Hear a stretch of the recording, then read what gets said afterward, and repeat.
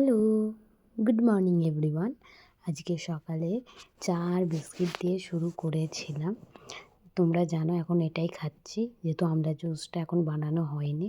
তারপর bread and butter and banana দিয়ে আজকের ব্রেকফাস্টটা কমপ্লিট করেছিলাম, কেন আজকে আমার একটা ইনভিটেশন ছিল।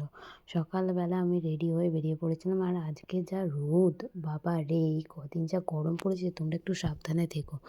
আমি তো মুখে স্কার্ফ জড়িয়ে নিয়েছিলাম যাতে গরমটা না লাগে। পুরো একটা লু বইছিল। যা গরম পড়েছে এই কদিন, তাহলে এপ্রিল মে জুনে কী হবে ভাবতে পারছো? এরপরেই আমি টোটো করে চলে গেলাম আমার বন্ধুর বাড়ির উদ্দেশ্যে। আর যেহেতু ইনভিটেশন, আমি গোলাপ আর একটা চকলেট তো নিয়েই নিয়েছিলাম ওর জন্য, যাতে ওর স্পেশাল ফিল হয়। এরপর ওর বাড়িতে হিউজ মেনু করেছিল, ভাত, আলু ভাজা, পটল ভাজা, আলু ফুলকপি তরকারি, চিংড়ি মাছ, মাটন, চাটনি, পাঁপড়। তারপরেই খাওয়ার পর এক গ্লাস ও কোল্ড ড্রিঙ্কস দিয়েছিল।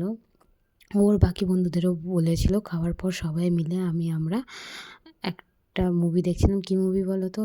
ডিডিএলজে। তোমরা নিশ্চয়ই বুঝতে পেরেছো ক্লিপটা দেখে।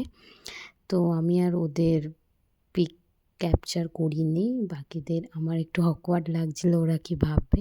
এরপরেই ও আমাকে এসে দিল একটা আইসক্রিম, বাটারস্কচ ফ্লেভারে। অনেক দিন পর আমি আইসক্রিমটা খেলাম, আর এটাই হলো ওর বার্থডে কেক। ওর জন্মদিন অনেক দিন আগেই হয়ে গেছে, এটা হচ্ছে ওর বিলেটেড হ্যাপি বার্থডে সেলিব্রেট হচ্ছে। আর ওকে কি প্রিটি লাগছে না? এরপরে ও কেকটা কাটছিল, আর আমরা ওর জন্য হ্যাপি বার্থডে উইশ করছিলাম। ওর কেকটা কাটা হয়ে যাওয়ার পর আমাদেরকে দিল, আর কেকটা খুব ডিলিশিয়াস ছিল। এরপর ও আমাদের ভেজিটেবিলও দিয়েছিল, সেটাই খেলাম। আর আমি ওকে একটু বলছিলাম যে একটু হাই করে দে। সারাদিন পর আমার যা মুখের অবস্থা, বাবা রে! ও আমাকে হাই করে দিল। ও একটু শাই প্রকৃতির, আমার ব্লগে খুব একটা আসে না। তারপর আমি বাড়ি ফিরছিলাম, আর দেখো সেই ট্রেন দাঁড়িয়ে যায়। প্রত্যেক দিন একই ব্যাপার, আর ভালো লাগে না। এরপরে আর কিছু করিনি, বাড়ি এসে শুয়ে পড়েছি।